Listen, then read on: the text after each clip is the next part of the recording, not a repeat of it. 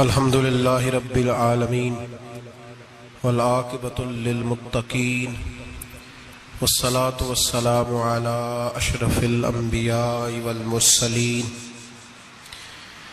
وعلی آلہ وصحبہ اجمعین اما بعد اعوذ باللہ من الشیطان الرجیم بسم اللہ الرحمن الرحیم ما كان محمد ابا احد من رجالكم ولكن رسول الله وخاتم النبيين وكان الله بكل شيء عليما صدق الله العظيم وصدق رسوله النبي الكريم ونحن على ذلك لمن الشاهدين والشاكرين والحمد لله رب العالمين ان اللہ وملائکتہ یصلون علی النبی یا ایہا الذین آمنوا صلوا علیہ وسلموا تسلیما الصلاة والسلام علیک یا سیدی یا نبی اللہ وعلی آلک واصحابک یا سیدی یا نور اللہ اللہم صلی علی سیدنا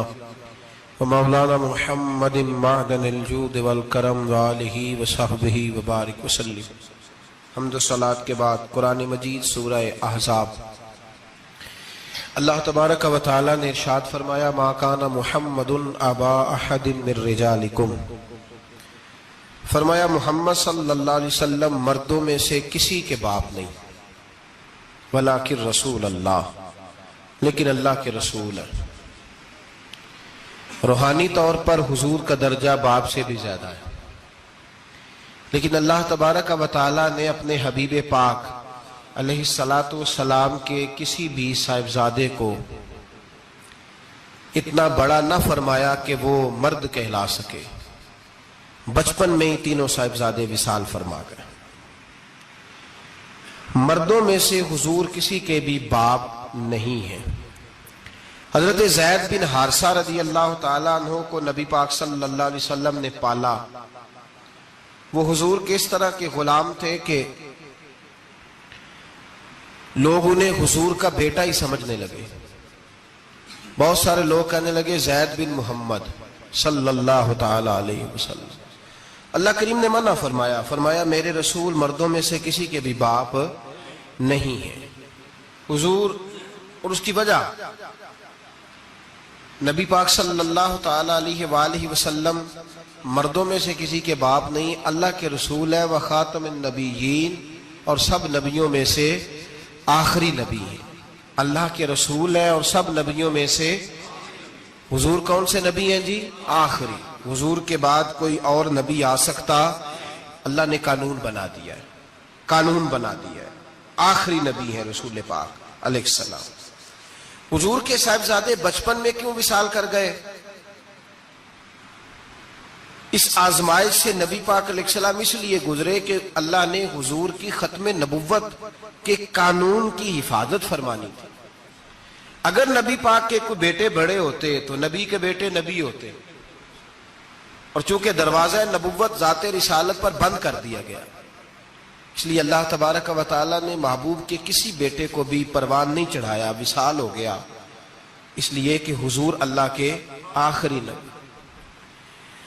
یہ امت مسلمہ کا متفقہ عقیدہ ہے، اس پر درجنوں آیتیں ہیں قرآن مجید کی، 150 کے قریب نبی پاک کی حدیثیں ہیں۔ کتنی جی؟ کوئی عالم فاضل زیادہ پڑھا لکھا ہوگا، مقررہ حدیث کو دیکھے گا یا اور ریسرچ کرے گا تو شاید زیادہ وہ نکال لائے، لیکن 150 کے لگ بھگ محبوب کی حدیثیں ہیں جن میں حضور نے فرمایا میں آخری نبی ہوں، میں آخری نبی ہوں، میں آخری نبی ہوں۔ 150 کے قریب جگہ حضور نے فرمایا اللہ نے میرا نور نبوت پہلے سب سے پیدا فرمایا ہے، پر میں آخری رسول بن کے آیا ہوں، میں آخری نبی ہوں۔ میرے نبی پاک علیہ السلام نے فرمایا، جس طرح کو یہ بخاری مسلم کے لفظ ہے، فرمایا کوئی آدمی مکان بناتا ہے بڑا پیارا، بڑا حسین، بڑا خوبصورت، ہر قسم کے نقش و نگار کرتا ہے، پر ایک اینٹ کی جگہ خالی چھوڑ دیتا ہے، ایک اینٹ کی جگہ۔ اب جو آدمی بھی آتا نا، گھومتا دیکھتا مکان، اسے بڑا اچھا لگتا اس کا مکان، پر وہ دیکھتا کہ یار یہ ایک اینٹ کی جگہ خالی ہے۔ اگر کبھی یہ بھی مکمل ہو جائے تو مکان. بات کی سمجھ آ رہی ہے؟ یہ خود حضور نے مثال دی. میرے حبیب پاک علیہ الصلوۃ والسلام فرماتے ہیں اللہ تبارک و تعالی نے جب نبوت کی حسین عمارت کو بنایا تو سارے نبی آ گئے پر ایک اینٹ کی جگہ خالی تھی. فرمایا میں آیا ہوں تو دیوار مکمل ہو گئی, اب کسی اور کی گنجائش ضرورت ہی نہیں. مکمل اکمل کامل دین نبی پاک کا. یا رسول اللہ آپ کس کس کے رسول بن کے آئے؟ فرمایا یا ایھا الناس انی رسول اللہ الیکم جمیعا, اے تمام انسانوں میں تم سب کی طرف اللہ کا رسول بن کے آیا. قرآن مجید نے کہا میرے نبی پاک صلی اللہ علیہ وسلم صرف انسانوں کے رسول نہیں, وما ارسلناک الا رحمتا للعالمین, جس کو اللہ نے بنایا ہے ان سب کے حضور رسول بن کے آئے, سب کے لیے رحمت بن کے آئے. دائرہ کار ہی بڑا وسیع ہے. تو اب کسی اور کی گنجائش ہے؟ ہاں کچھ لوگوں کو بیماری لگتی ہے, پاگل ہو جاتے ہیں, پاگل ہو جاتے ہیں. دعویٰ کرنا ہمارے زمانے میں ویسے ہی آسان ہے, اور پاکستان ہندوستان ویسے جمہوری ملک ہیں, اس میں ہر آدمی کو بولنے کی اجازت ہے, جو جس کی طبیعت آتی ہے بول سکتا ہے, گنجائش ہے. اور ویسے بھی کوئی کیسے پتہ کرے گا کہ کوئی کیا سوچ رہا ہے, کیا بول رہا ہے؟ نبی پاک صلی اللہ علیہ وسلم نے فرمایا تھا کہ میری امت میں 30 کے قریب ایسے دجال جھوٹے ہوں گے, 30 جو دعویٰ کریں گے کہ ہم اللہ کے رسول ہیں, 30. لیکن فرمایا میں آخری نبی ہوں, میرے بعد کوئی نبی آ سکتا, انا خاتم النبیین لا نبی بعدی, میں آخری نبی ہوں, میرے بعد کوئی نبی آ سکتا. 30 کے قریب. خود نبی پاک علیہ السلام کے زمانے میں 2 بندوں نے دعویٰ کر دیا تھا ہم نبی ہیں. بہت سارے لوگوں نے دعویٰ کیا, اور 1 2 4 نہیں, ابھی چند مہینے پہلے ایک بندے کو پھر دورہ پڑا تھا. بعد میں اس کا معلومات کی تو پتہ چلا نفسیاتی مریض ہے بیچارہ, وہ بھی کہتا تھا میرے پاس وحی آتی ہے. بہت سارے لوگوں نے, لیکن ایک بندے نے ذرا منظم ہو کے دعویٰ کیا, اور خود چونکہ وہ انگریز کا وفادار تھا, تابع دار تھا, اور وہ کہتا تھا میرے آنے کے 2 مقصد ہیں. معاذ اللہ اپنے آپ کو نبی کہتا تھا. 2 مقصد ہیں. ایک کہتا تھا کہ جو انگریز حکومت کا وفادار نہیں وہ اللہ رسول کا وفادار نہیں.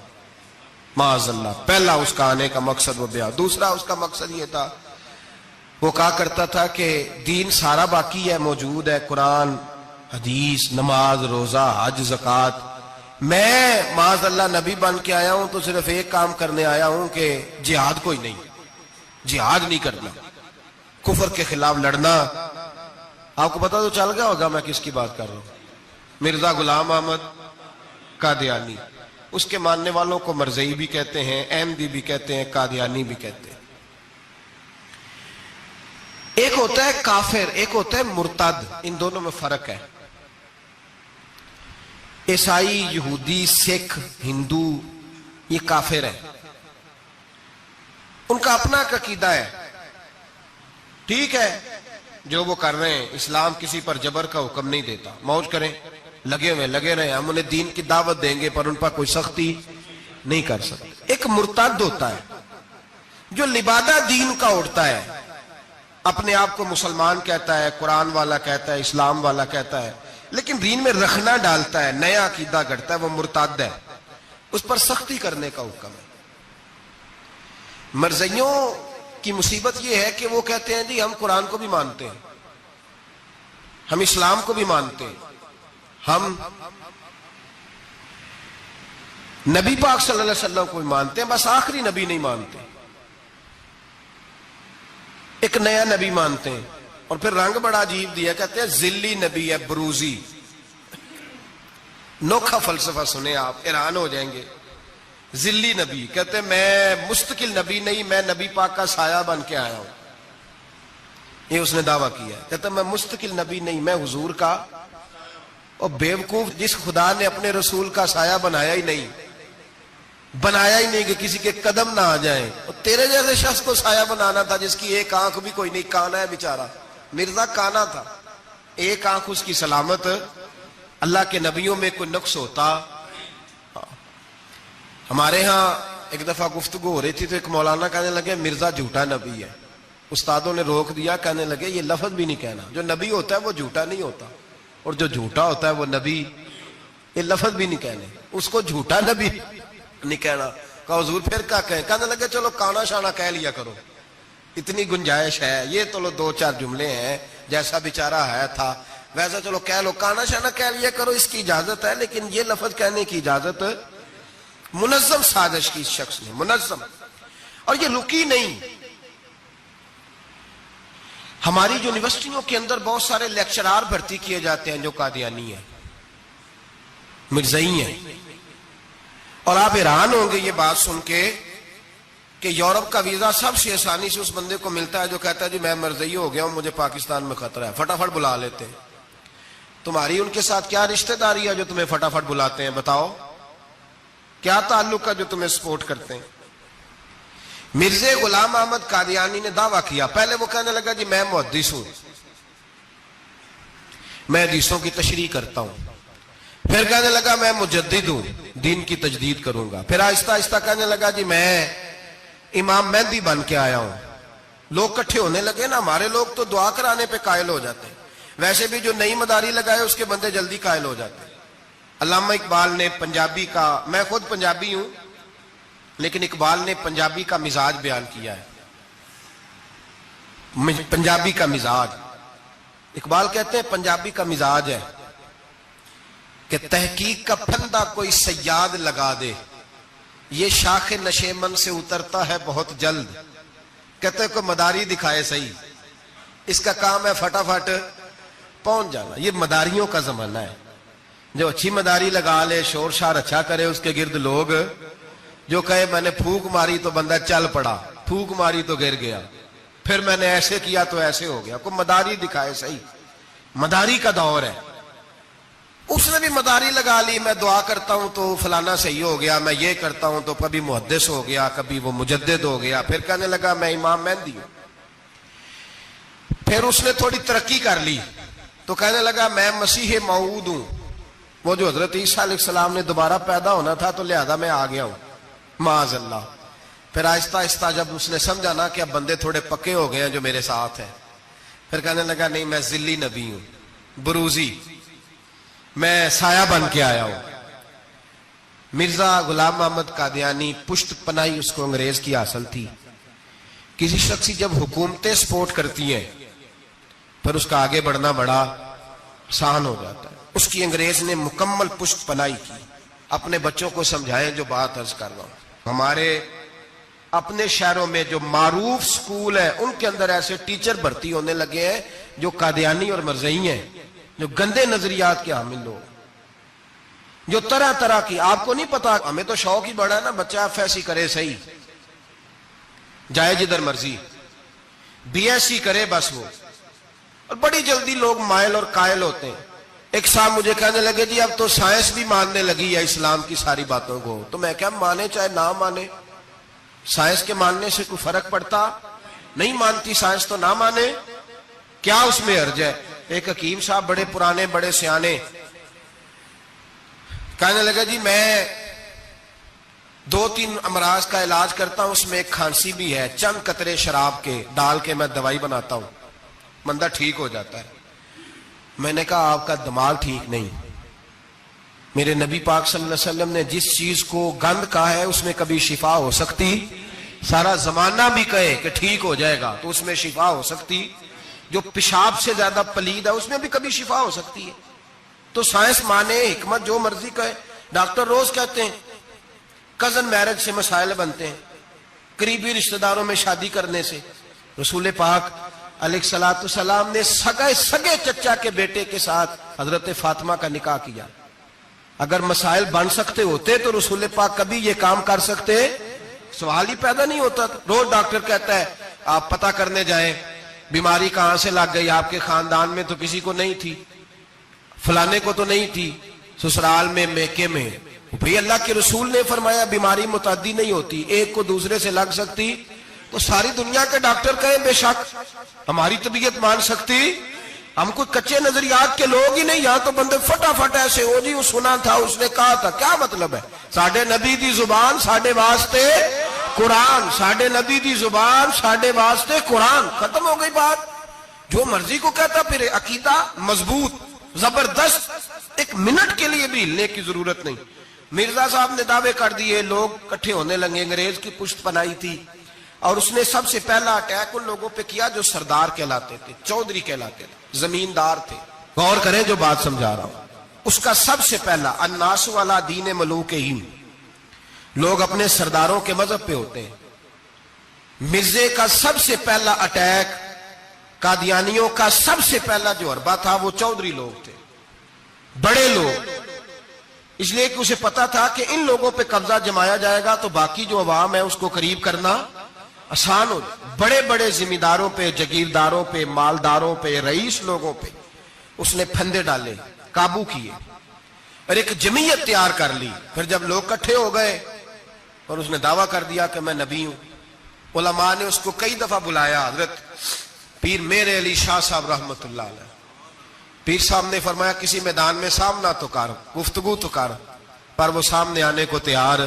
امیر ملت پیر جماعت علی شاہ صاحب محدث علی پوری رحمت اللہ علیہ فرمایا سامنے تو آنا، کہیں سامنے تو آ تو صحیح۔ حضرت حجت الاسلام مولانا حامد رضا خان صاحب رحمت اللہ تعالی علیہ حضرت کے صاحبزادے فرمانے لگے تو ایسا بے ایمان ہے، سامنے کیوں نہیں آتا، باہر تو نکلنا، آ تو صحیح۔ ہم تو اس رسول کے ماننے والے ہیں جو ہر میدان میں سامنے آ جاتے تھے، ہر میدان میں، لیکن نا نبی دنیا میں تبلیغ کرنے آتے ہیں، کشتی کرنے نہیں آتے۔ مولانا حامد رضا صاحب نے وزیر خان مسجد میں تقریر کی، اعلی حضرت کے شہزادے تو فرمانے لگے ہم تو اس رسول کے ماننے والے جو ہر میدان میں سامنے رہے۔ نبی پاک باہر نکلے تو رکانہ پہلوان بکریاں چرا رہا تھا، کھیت میں تھا، کہنے لگا میں نبی تب مانوں گا جب میرے ساتھ کشتی کریں گے۔ حضرت بلال حبشی رضی اللہ تعالیٰ عنہ فرماتے ہیں کہ حضور کا مزاج نرم و نازک تھا، ہاتھ پھول سے زیادہ نرم ہوتے تھے، کستوری سے زیادہ خوشبودار ہوتے تھے، نرم و نازک وجود تھا، مکھی نہیں بیٹھتی تھی۔ جب اس نے یہ بات کی تو میرا دل کیا میں آگے بڑھ کے کہوں تو بیوقوف ہے، کبھی کشتیوں کے ساتھ بھی تبلیغ ہوئی ہے، بیوقوف ہے تو؟ کہتے ہو، کہنے لگا جی میرے ساتھ تو سینکڑوں لوگ آئے، کوئی مجھے گرا نہیں سکا، اگر آپ گرا دے تو میں کلمہ پڑھ لوں گا۔ کہتے رسول پاک نے آستینیں چڑھائی، فرمایا چل آجا کشتی کر لیتے، تو آ صحیح میدان میں نکل۔ میرے رسول پاک نے آستین چڑھائی، تامد مبارک کو سمیٹا، فرمایا چل آجا آجا۔ ہر میدان میں رسول پاک تشریف لائے، نبی پاک سامنے ہوئے، حضور نے اس کو داؤ لگانے کا موقع دیا، کبھی ٹانگوں کی طرف بھاگتا، کبھی پیچھے آتا، کبھی دائیں۔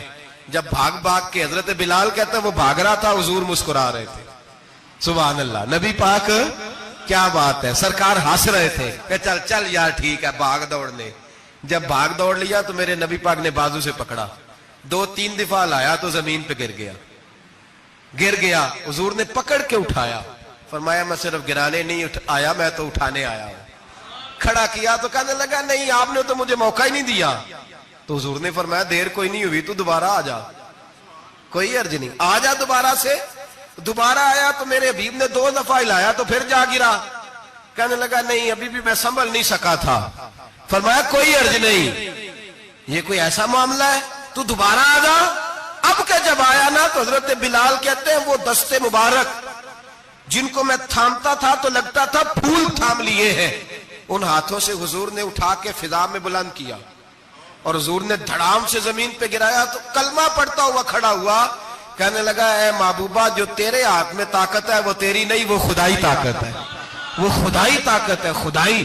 میرے رسول پاک علیہ السلام ہر میدان میں، علماء نے کہا تو نکل تو صحیح، پر کبھی باہر نکلا، فوت کہاں ہوا تھا پتا نا آپ کو، فوت کہاں ہوا تھا جی؟ چلو مینوں تے دسن دی لوڑ ہی نہیں، تہاڈے تے سارا پتا ہے، ہوتا باتھ روم میں مرا، وہ باتھ روم میں، اور آج تک لوگ باز نہیں آئے، ان کی عبادت گاہیں ہیں، بڑے چکر ہیں۔ اب ایک نیا بہانہ میں سنتا ہوں، نیا بہانہ، کہتے ہیں جی پاکستان کی اسمبلی نے انہیں کافر کہا ہے۔ اسمبلی وزیر اعظم صاحب شیخ الحدیث ہے آپ کے، اسمبلی میں جو لوگ بیٹھتے ہیں شیخ، ان کا کیا کفر اسلام سے، کیا وہ کسی کو کہیں گے بیچارے؟ سورت اخلاص تو ہمارے وزیر داخلہ اور وزیر خارجہ نہیں سنا سکتے، یہ حال ہے۔ بہت بڑے بڑے بیرسٹر کہلانے والوں کو سورت اخلاص نہیں آتی، انہوں نے کسی کو کافر مسلمان کیا کہنا ہے؟ اسمبلی کا مسئلہ نہیں ہے، امت مسلمہ کے علماء محدثین محققین کا متفقہ فیصلہ ہے کہ مرزائی کل بھی کافر تھے، آج بھی، قیامت تک کافر اور بدترین کافر ہے، ہلکے پھلکے کافر بھی نہیں، سپرلیٹر ڈگری ہے، زبردست قسم کے کافر ہے، چھوٹے موٹے بھی نہیں، آخری درجے کے بدترین مشرک ہیں جی۔ ہم لوگوں کی اپنی موج ہے جمہوری، اور نہیں جی نہیں نرمی کرنی چاہیے، نہیں جی نہیں نرمی کرنی، ایک پارٹی والا دوسرے پہ سختی کر رہا ہے، مذہب کے معاملے میں سارے اس نے اخلاق کے قائل ہیں، سب اخلاق کے قائل ہیں، نرمی کرو ٹھیک ہے، سب کو کہو چلو ٹھیک ہے گلی برابر کی ہے، ووٹ برابر کے لے لو، وہاں کہتے ہیں نہ دیے تو لڑائی بھی ہوگی، ناراضگی بھی ہوگی، جھگڑا بھی ہوگا، یہ بھی ہوگا، دنیا داری کے معاملے میں سختی اور دین کے معاملے میں ایسا نہ کرو۔ وہ بدترین مشرکین ہیں، انہوں نے ایسے ایسے ظلم کیے، وہ تو کہتے ہیں جو ہمارے پیچھے مرزا تو یہ کہتا تھا جو مجھے نہیں نہ مانتے وہ سارے شیطان کے پیروکار ہیں، تو سب کو شیطان کہہ رہا ہے، تو نرمی کر رہا ہے۔ اور پھر اس کی کرامتیں بڑی عجیب تھیں، فرشتہ آتا تھا وہی لے کے، اس کا نام تھا ٹیچی، ٹیچی اپنی کتاب میں لکھا ہے، نام کیا ہے؟ نبی پاک صلی اللہ علیہ وسلم نے فرمایا کہ جناب عائشہ کے ساتھ میرا نکاح اللہ نے آسمانوں پہ کیا ہے۔ اس نے حدیث پڑھ لی تو سویرے اٹھ کے اس نے بھی ایک فتویٰ دیا، ایک بی بی تھی نام تھا محمدی بیگم، کہنے لگا میرا بھی اس کے ساتھ آسمانوں پہ نکاح ہو گیا ہے۔ پھر ساری زندگی محمدی بیگم کی منتیں ہی کرتا رہا، اس نے کہا میں نے نہیں کرنا تیرے بے ایمان کے ساتھ نکاح۔ کیسا آسمانوں پہ نکاح ہوا تھا، پھر زمین پہ ہو سکا؟ ایسا بدبخت آدمی، ایسا بدبخت، اور اس کو جو خوابیں آتی تھی بڑی نرالی تھی۔ 15 روپے کا ملازم تھا، وہ ماہانہ 15 روپے ملتے تھے، سیالکوٹ میں ملازمت کرتا تھا۔ جب یہ اس نے ڈھونگ اور ڈرامہ رچایا تو موجیں لگ گئی۔ میں نے کہا کہ مداری کوئی بھی کرے تو لوگ کٹھے ہو جاتے، سیدھی سیدھی بات، صاف ستھری بات تو اتنی جلدی ہضم ہی نہیں نہ ہوتی لوگوں کو۔ تو اس نے جب وہ کہتا مجھے خواب آئی ہے، خواب کیا آئی ہے؟ کہتا وہ میرے پاس کوئی آنے والا آیا تو مجھے ہزاروں روپے دے گیا ہے۔ جب بھی اس کو خواب آئی کوئی ہزاروں روپے کی آئی، دولت کی آئی۔ ملا رومی نے بڑی پیاری بات لکھی ہے، ملا رومی کہتے ہیں کہ ایک بادشاہ تھا تو اس کے زمانے میں ایک بندے نے نا نبوت کا دعویٰ کر دیا، اس نے کہا میں بھی نبی ہوں، معاذ اللہ ثم معاذ اللہ۔ بادشاہ بڑا سمجھدار تھا، سیانا بندہ تھا، اس نے کہا اس کا پس منظر تو پتا کرو، کوئی پاگل تو نہیں، کوئی گھر میں جھگڑا تو نہیں رہتا، اس کا بھوک کا ستایا ہوا تو نہیں، کیونکہ اس طرح کے بندے مختلف دعوے کرتے پھرتے ہیں۔ پتہ کیا، معلومات کی، تو لوگوں نے آ کے بادشاہ کو بتایا کہ نا کچھ نہیں نا تو 15 دن اس کو روٹی نہیں ملتی بیچارے کو، بڑے کاروبار کیے ہیں، چمکا کوئی نہیں، تو اس نے کہا چلو یہ والا کام کرتے ہیں، مشہور تو ہو جائیں گے نا، بدنام جو ہوں گے تو کیا نام نہ ہوگا۔ بادشاہ نے کہا چلو ٹھیک ہے بلاؤ، اس کو بلایا تو بادشاہ کہنے لگا اس کو باورچی خانے میں لے جاؤ اور جتنے کھانے پک سکتے ہیں نا پکا کے اس کے سامنے رکھو، صبح شام اسے روٹی کھلاؤ۔ 15 دن نہ 2 ہفتے بڑا خوب کھانا کھلایا اس کو، زبردست اچھی طرح سے سیر ہو کے روٹی کھلائی۔ تو ملا رومی کہتے ہیں 15ویں دن باہر نکالا، بادشاہ کے سامنے پیش کیا تو بادشاہ کہنے لگا او معاذ اللہ دعویٰ کرنے والے کہ میں نبی ہوں، کوئی نیا پیغام آیا تیرے پاس کہ نہیں، کوئی نیا الہام، کوئی نیا پیغام؟ کہنے لگا جی بالکل آیا ہے۔ نے کہا سنا؟ کہنے لگا میرے پاس نیا پیغام آیا ہے کہ تو جہاں پہنچ گیا یہاں سے نکلنا نہیں، اب تو نے یہیں رہنا ہے، یہ مجھے حکم ہوا ہے، لہذا اگر تو حکم عدولی کرے گا تو نافرمان ہو جائے گا۔ تو اس نے کہا ٹھیک ہے میں تیری بات سمجھ گیا ہوں، روٹی تجھے 3 وقت ملا کرے گی لیکن تو گھر جا کے رہے۔ آج کے بعد اس طرح کا کوئی دعویٰ، پیٹ کے ہاتھوں مجبور ہو کے لوگ دعوے کرتے ہیں، اور پھر جو ان کے ساتھ ہوتے ہیں نا وہ بھی بہت سارے پیٹ کے ہاتھوں مجبور ہوتے ہیں، تنخواہیں لگ جاتی ہیں، اور جب کسی کی تنخواہ لگ جاتی ہے پھر پراپوگنڈا کرنا اس کی ذمہ داری ہوتی ہے، شور کرنا ذمہ داری، رائے عامہ ہموار کرنا اس کی ڈیوٹی ہوتی ہے۔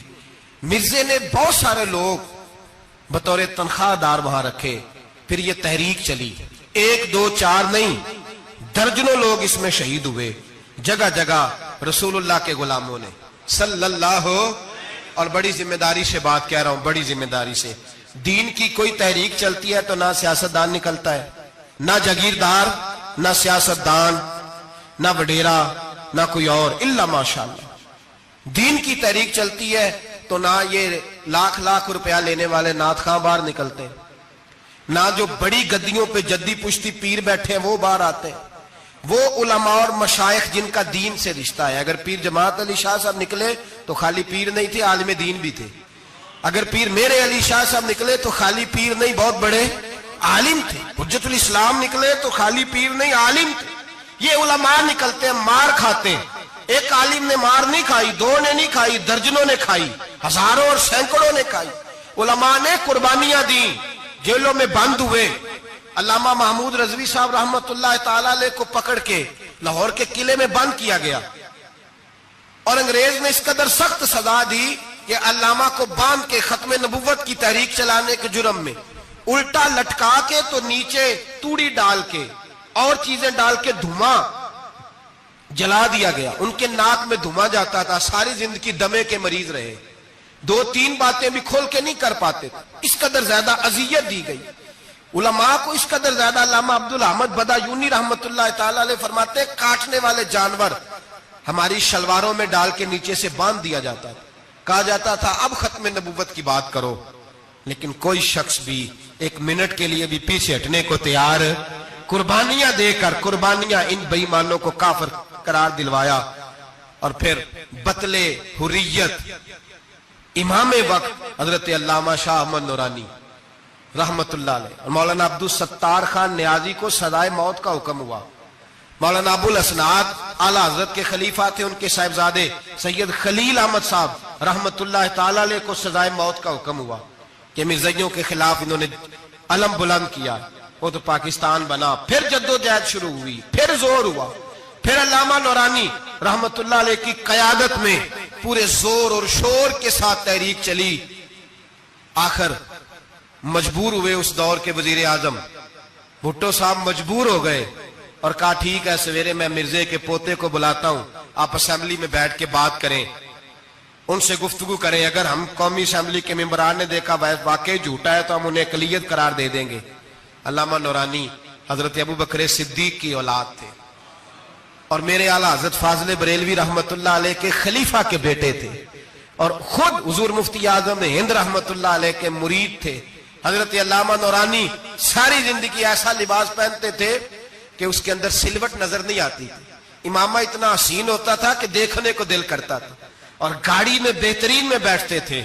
لیکن مکان ساری زندگی کرائے کا رہا، کرائے کا.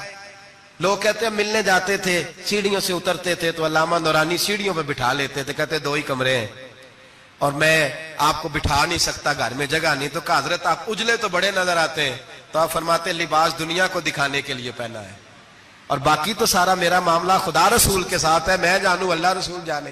میں بھکاری بن کے نہیں جینا چاہتا، خودداری کے ساتھ وقت گزارنا چاہتا ہوں. علامہ نورانی کہتے ہیں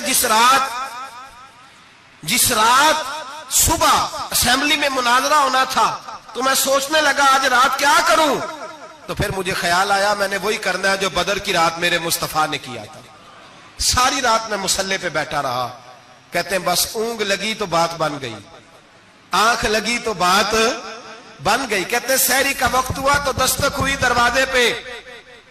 2-3 نادان دوست کہنے لگے آپ ہمارے گھر آئے. فرماتے ہیں میں ان کے گھر گیا. جب ان کے گھر پہنچا تو وہاں مرزئی اور قادیانی 10 کروڑ روپیہ بریف کیس میں بند کر کے لائے اور کہنے لگے مولانا یہ بیانہ ہے، بیانہ، یہ آپ بیانہ پکڑ لیں اور باقی پیسے بعد میں. سنا ہے مکان بھی کرائے کا ہے، سنا ہے آپ کے پاس کوئی پراپرٹی نہیں، یہ بیانہ لے لے باقی بعد میں آئے گا. علامہ نورانی کہتے ہیں میں نے جب پیر کی ٹھوکر لگائی تو بریف کیس کھل گیا اور اس میں کروڑوں روپے بکھر گئے. مجھے کہنے لگے پیسے دیکھ کے تو آپ کو خیال آ گیا ہوگا کہ بچوں کے لیے بھی کچھ سوچنا ہے، پیچھے بھی پلٹ کے دیکھنا ہے. تو نورانی صاحب رحمت اللہ علیہ فرمانے لگے میں نے کہا ہاں میں وصول تو کر لیتا پر تم نے قیمت بڑی تھوڑی لگائی ہے. ایمان بیچنا اتنی تھوڑی قیمت؟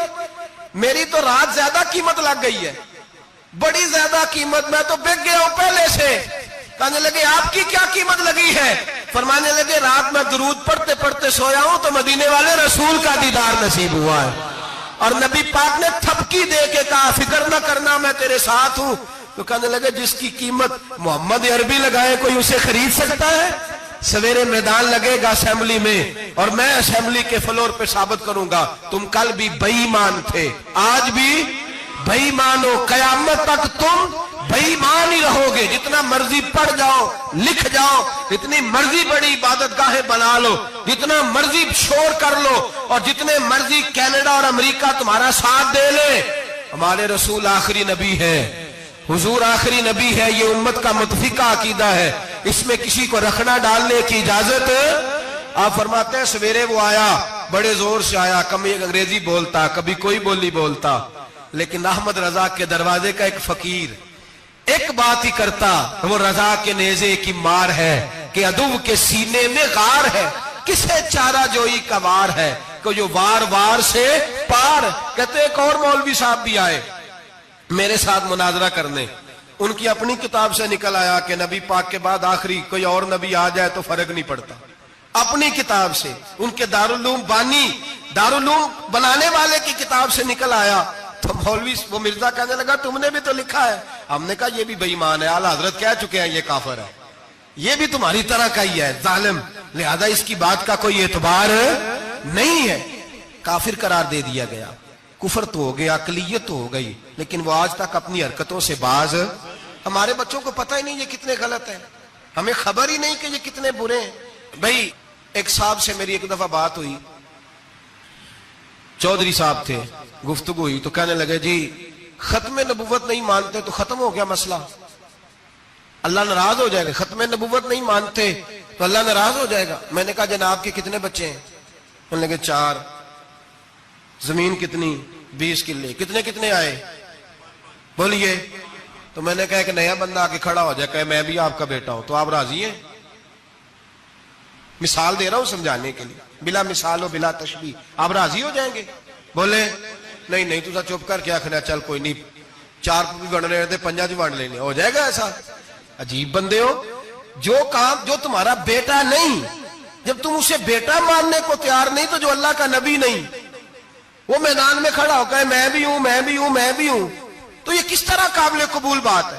اور ایک بھائی سگے بھائی کو جائیداد دینے کو تیار نہیں تو ایک اور آ کے شامل ہو جائے کہ مجھے بھی شامل کر لو، چلو کوئی نہیں فرق پڑتا، اتنی زمین ہے ابے کی، اتنی زمین ہے ابا جی کی، مجھے بھی شامل کر لو، تو لوگ تو قتل کر دیں گے کہ جب تو ہے نہیں تو ہمارا بھائی بنتا کیوں ہے؟ او خدا کے بندے، عجیب فلسفہ حیات ہے، عجیب زندگی ہے، فٹافٹ لوگ مان لیتے ہیں۔ سب لوگوں نے اپنی اپنی باتیں کی، سب نے اپنے اپنے دلائل دیے ختم نبوت پہ، ضرورت ہی نہیں تھی، جب حضور کہہ گئے، جو بن سکتے تھے ان کو نبی پاک کہہ گئے، جو بن سکتے تھے جن میں صلاحیتیں تھی، حضور نے فرمایا علی تو میرے لیے اسی طرح ہے جس طرح موسیٰ کے لیے ہارون تھے، لیکن موسیٰ کے بھائی ہارون بھی نبی تھے، پر میرے بعد کو نبی ہو سکتا تو ہو اسی طرح جس طرح موسیٰ کے لیے ہارون، جن کے اندر خوبیاں پائی جاتی تھی۔ فرمایا ابو بکر میری ساری امت سے افضل ہے پر نبی نہیں ہے۔ میرے رسول پاک نے فرمایا عمر فاروق میں وہ ساری خوبیاں پائی جاتی ہیں جو ایک نبی میں، لو کان نبی بعد لکان عمر ابن خطاب، اگر کوئی میرے بعد نبی ہوتا تو خطاب کا بیٹا عمر ہو، جو ہو سکتے تھے جب وہ نہیں ہوئے تو کانا شانہ اٹھ کے آ گیا ہے، ادھر قادیان کا رہنے والا، اور تو کہتا ہے نہیں مجھے مان لو، چلو پورا نہ مانو، ذلی مان لو، بروزی مان لو، کوئی حیا ہونی چاہیے۔ اور بڑے بڑے سیانے بندے، ان کو آج تک پتہ ہی نہیں کہ یہ ذلیل کتنے، ان کے اندر خباثت کتنی پائی جاتی ہے۔ میرے رسول پاک امت کے لوگوں نے اپنے اپنے دلائل دیے، نبی پاک کی امت نے اپنے اپنے۔ حضرت میاں محمد بخش صاحب رحمت اللہ علیہ ختم نبوت پہ بات کرنے لگے تو انہوں نے انوکھی بات ہی کر دی، انوکھی بات۔ ایک شخص ان سے کہنے لگا چل کے دیکھو تو صحیح، ملے تو صحیح۔ آپ فرمانے لگے دفع کرو، جنہ اندر عشق ہے رچیا اونا نہیں پج جانا، پاویں سونے ملن ہزارہ آسانی یار بٹونا۔ ہم نے دائیں بائیں دیکھنا ضرورت ہی نہیں، ہمارے رسول نے کوئی کمی چھوڑی نہیں، باقی آ رہے ہیں یہاں خیرات لینے۔ حضرت موسیٰ کہہ رہے ہیں اللہ اپنے آخری نبی کی امت میں شامل کر لے، تو ہمیں کیا ضرورت ہے پتہ بھی کرنے کی؟ اور سن لیں، یہ یاد رکھیں بات، امام اعظم ابو حنیفہ رحمۃ اللہ علیہ فرماتے ہیں اگر کسی بندے نے دعویٰ کیا کہ میں نبی ہوں، دعویٰ کیا کہ میں نبی ہوں، اور سامنے والے نے اسے یہی کہہ دیا نا کہ اگر تو نبی ہے تو معجزہ دکھا، تو یہ کہنے والا بھی کافر ہو گیا، اس لیے کہ اس نے تو دلیل مانگ لیا، یہ تو تھوڑا سا متفق ہوا ہے۔ تماشا دیکھنے کے لیے بھی اگر کہا نا کہ اگر تو نبی ہے تو دلیل لا، کوئی معجزہ، تو یہ لفظ کہنے والا بھی بولیے دائرہ اسلام سے کیوں مانگی تو نے دلیل؟ کیا ضرورت پڑی تھی؟ کیوں تو نے ایسا کہا؟ اتنا متفقہ عقیدہ ہے کہ تو مانگ تو یہ بھی نہیں کہہ سکتا کہ چل کچھ کر کے دکھا، یہ بھی تیرے لیے جائز ہے۔ صوفیاء کہتے ہیں تو نے سوچ کیسے لیا؟ طریقت کے اندر تو غیر کی مداخلت قابل قبول، اللہ نے توحید کا ہر جگہ خیال رکھا، رسالت کی وحدانیت کا ہر جگہ خیال رکھا۔ اللہ ایک، قرآن ایک، اسلام، نبی ایک، باپ، استاد، کوئی کسی قسم کی مداخلت کی ضرورت، کیسے لوگ مداخلت کر لیتے ہیں؟ فٹافٹ حضرت پیر سید مہر علی شاہ صاحب گولڑوی رحمت اللہ، حضرت خواجہ شمس العارفین سیالوی رحمت اللہ علیہ کے پاس پڑھا کرتے تھے، تدریس ہوتی تھی، خواجہ سیدوں کو بٹھا کے درس تصوف، درس قرآن، درس حدیث دیتے تھے۔ یوں بیٹھے ہیں، گفتگو ہو رہی ہے، پڑھایا جا رہا ہے، ایک بڑے نورانی چہرے والے خوبصورت بزرگ اندر آئے، بڑی تازگی، بڑا پیار، بڑی مٹھاس ان کے آنے میں۔ جب وہ آئے تو حضرت شمس العارفین اٹھ کے ملے، ماتھا چوما، پیار ہوا، 2-3 منٹ گفتگو ہوئی تو گفتگو میں بڑی نورانیت، بڑی خوبصورتی، بڑی رعنائی، بڑی ٹھنڈک ملی دونوں بزرگوں کی ملاقات سے۔ چند لمحوں کے بعد، تھوڑی دیر گفتگو کے بعد وہ بزرگ اٹھے باہر نکل گئے۔ حضرت شمس العارفین مریدوں پہ نظر ڈالی، فرمانے لگے تمہیں پتہ ہے یہ کون تھا؟ شاگردوں جانتے ہو کون تھا؟ کہا حضور نہیں۔ فرمایا خضر علیہ السلام تھے، مجھ سے ملنے آتے اکثر، اور ابھی گلی میں ہوں گے، کسی نے ملنا ہے تو مل لو۔ دوڑ کے گئے سارے لوگ ملاقات کرنے، بھاگے گئے۔ پیر مہر علی شاہ صاحب بیٹھے ہیں، آپ نے فرمایا مہر علی تم نے نہیں ملنا؟ کہنے لگے حضور نہیں۔ فرمایا کیوں؟ کہنے لگے حضور میں اسے نہ ملوں جسے خضر بھی ملنے آتا ہے، اسے نہ ملوں جس سے وہ ملنے آتا ہے، میں نے کیا کرنا ہے ان سے مل کے؟ آپ سے ملوں گا جن سے حضرت خضر بھی ملنے آتی ہیں۔ جنہ تنا وچ عشق ہے رچیا اونا نہیں بھج جانا، پانے پاویں سونے ملن ہزاراں، اسا نہیں یار وٹانا، ضرورت ہی نہیں۔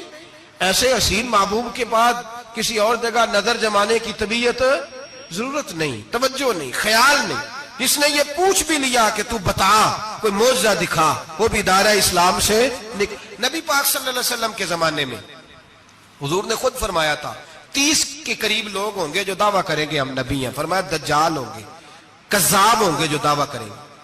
ایک بندے نے تو حضور کی ظاہری حیات میں دعویٰ کر دیا، مسلمہ اس کا نام تھا، 150 سال کے قریب عمر پائی اس نے، اور بہت سارے اس کے ماننے والے اسی لیے ماننے لگے کہ عمر بڑی لمبی ہے۔ معاذ اللہ تعالیٰ، لوگوں کا اپنا اپنا مزاج ہے نا، ماننے کا اپنا اپنا مزاج ہے۔ ایک اس سے کانا آدمی دعا کرانے آیا، ایک آنکھ سے کانا تھا، اس نے دعا کرائی تو دونوں آنکھوں سے اندھا ہو گیا، دونوں آنکھوں سے۔ اللہ نے اسے سزا دی تو ایک ماننے والا کہنے لگا فٹافٹ مان جاؤ، ورنہ جو اس کی نہ مانے پورا اندھا ہو جاتا ہے۔ ماننے والوں کا اپنا انداز ہے نا۔ ایک لنگڑا آیا، ایک ٹانگ سے لنگڑا کے چلتا تھا، مسلمہ سے دعا کرانے آیا تو دوسری بھی ضائع ہو گئی، یہ اس کا حال تھا۔ پر ماننے والوں کا کیا کیا جائے؟ ماننے والے جس کو مرضی ماننے لگتے ہیں، نفسیاتی طور پر لوگ کمزور ہو جاتے ہیں۔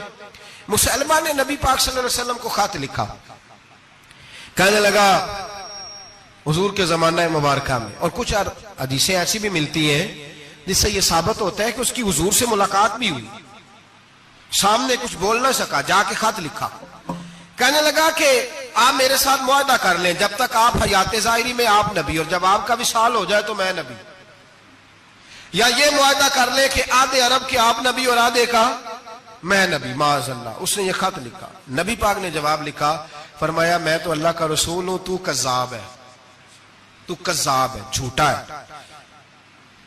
لوگ ایک اور بھی، میں ایک دن آرٹیکل پڑھ رہا تھا، کہنے لگے جی مرزے کے اب بڑے ماننے والے ہیں، اس کو کذاب نہیں کہنا چاہیے، ان کو دکھ ہوتا ہے، جو جھوٹ بولے اسے جھوٹا نہیں کہنا چاہیے۔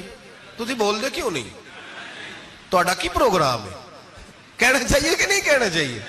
یہ ثواب ہوگا، اس لیے کہ جو نبوت کا دوچا دعویٰ کرے اس کو نبی پاک نے جھوٹا کہا ہے۔ حضور نے فرمایا تو کذاب ہے، کیا کہا ہے؟ تو آنے ثواب ہوئے گا، آنکھوں گے تھے، کیا کہا ہے؟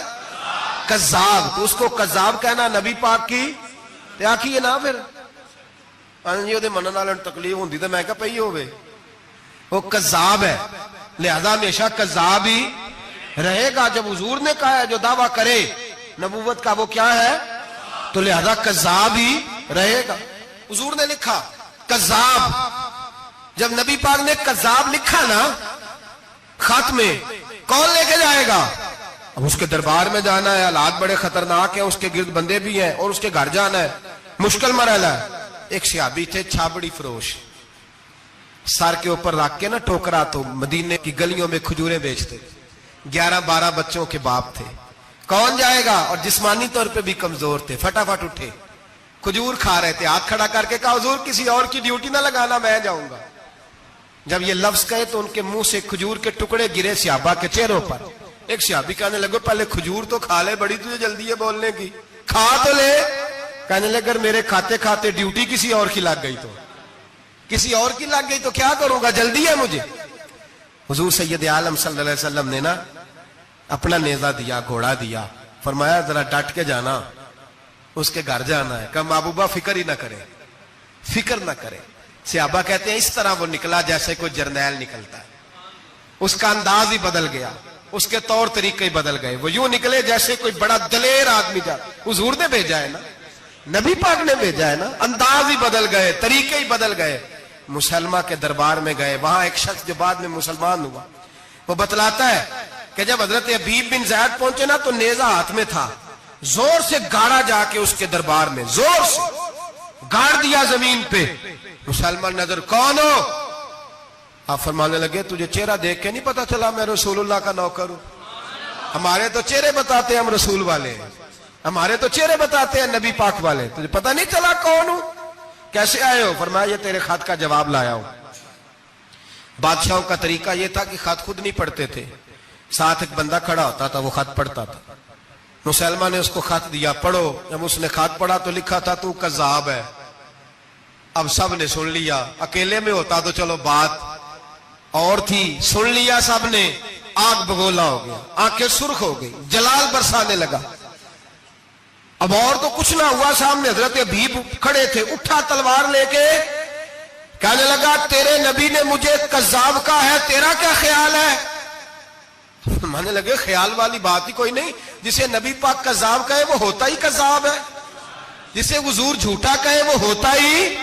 فرمایا تو 7 سمندروں کا پانی بھی بہا دے تو تیرا جھوٹ دھل سکتا، تو ہے ہی جھوٹا، جسے حضور نے جھوٹا کہہ دیا وہ جھوٹا ہے، جھوٹا ہے۔ کہنے لگا پیچھے پلٹ کے دیکھ، سارے میرے پہرے دار ہیں، میرے سپاہی ہیں، تلواریں، نیزے، خنجر، تیر، سارے میرے ماننے والے۔ کیا لفظ ہے، کیا حسن ہے، کیا توانائی ہے۔ حضرت حبیب بن زید فرمانے لگے میرے 12 بچے ہیں، ان میں سے کچھ ایسے ہیں جو دودھ پیتے ہیں، کچھ ایسے ہیں جو ابھی چل نہیں پائے۔ میں جب رسول اللہ کا پیغام لے کے نکلا تھا تو میں نے پلٹ کے بچے نہیں دیکھے تو تیرے پہرے دار کیسے دیکھ لوں؟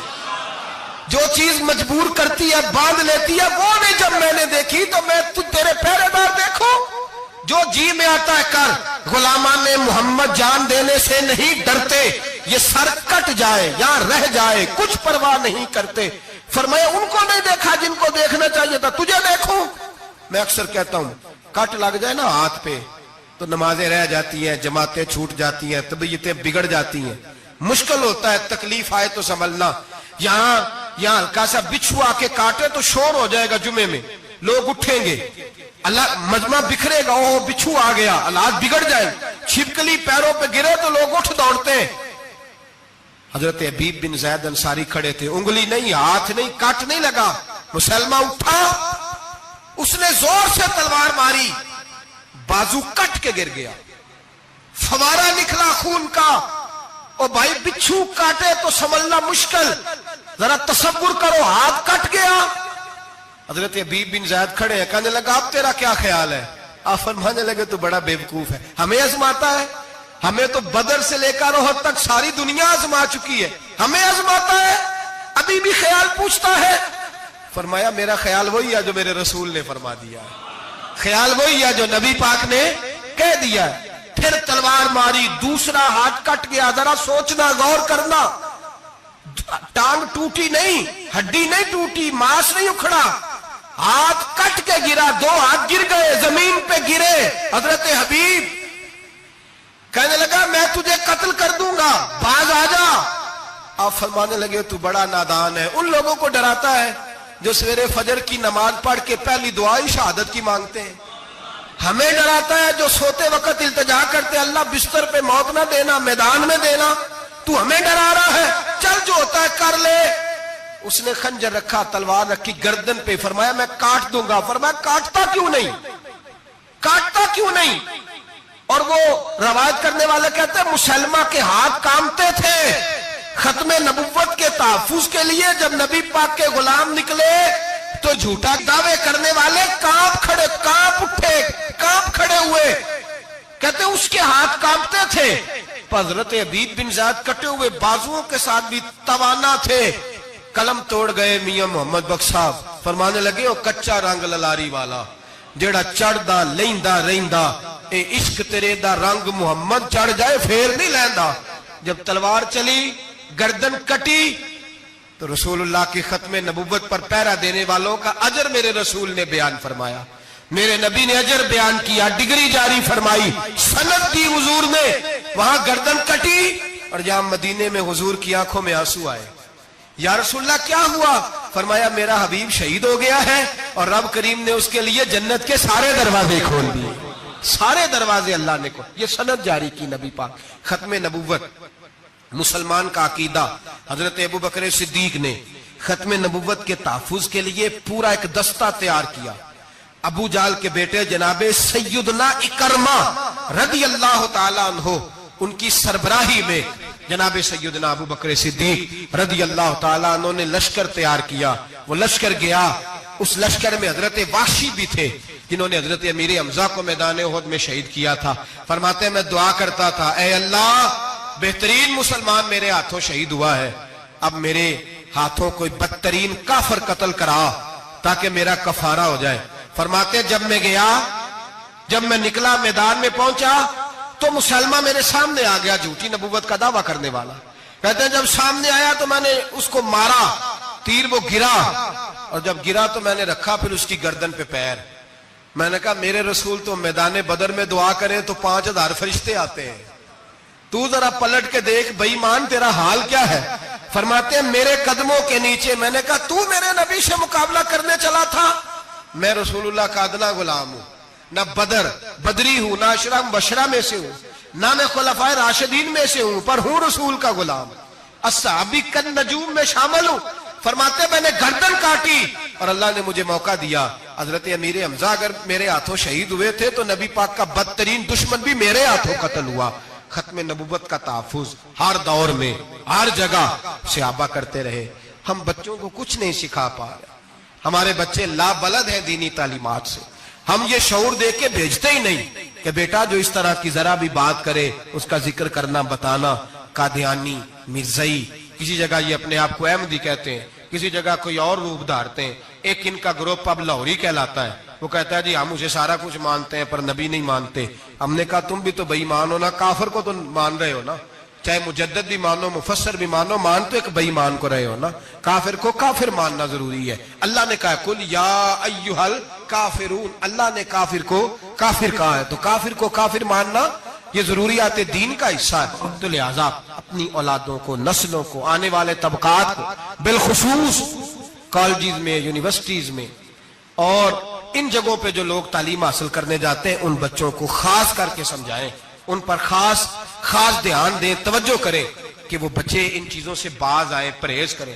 میں نے کہا کہ ایک بہت بڑا طبقہ، اور پھر ایک اور بہت بڑی تکلیف کی بات یہ ہے ہماری حکومتیں یہ خیال نہیں کرتی کہ کوئی بند باندھا جائے، کوئی ایسا صورت بنائی جائے، کوئی جو ہے وہ ایسی ترتیب لگائی جائے کہ جو لیکچرار آئے یا سرکاری عہدے پہ کوئی شخص آئے اس کی جان پھٹک کی جائے، وہ کون ہے، اس کا عقیدہ کیا ہے، وہ کس نظریے کا ہے۔ ہمارے ہاں کوئی ایسا اندازہ نہیں، اس لیے یہ مرتد، یہ کفار، یہ برے لوگ پھیلتے چلے جا رہے ہیں۔ اپنی صفوں کے اندر ان لوگوں کو تلاش کریں۔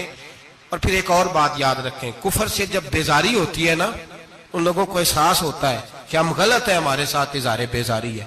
ان لوگوں سے جو اظہار بیزاری کیا جاتا ہے اس کا مطلب یہ ہے کہ ان کو احساس ہو کہ ہم غلط ہیں، اور بہت سارے لوگ بس ایسے ہی ان کے پیچھے لگ گئے بلا وجہ، دیکھا دیکھی، دوستوں کی وجہ سے، ان کو پتہ ہی نہیں کہ ستا اٹھ کے کوئی نہیں خوش ہوندا،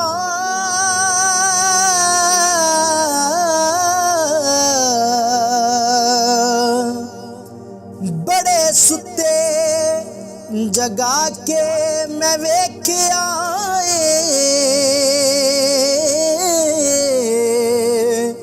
ਓਏ ਕੁੱਤੇ ਜਿਹਾ ਨਹੀਂ ਕੋਈ ਵਫਾਦਾਰ ਡਿਠਾ ਤੇ ਟੁੱਕਰ ਸੁੱਕਾ ਵੀ ਪਾ ਕੇ ਵੇਖ ਆਏ।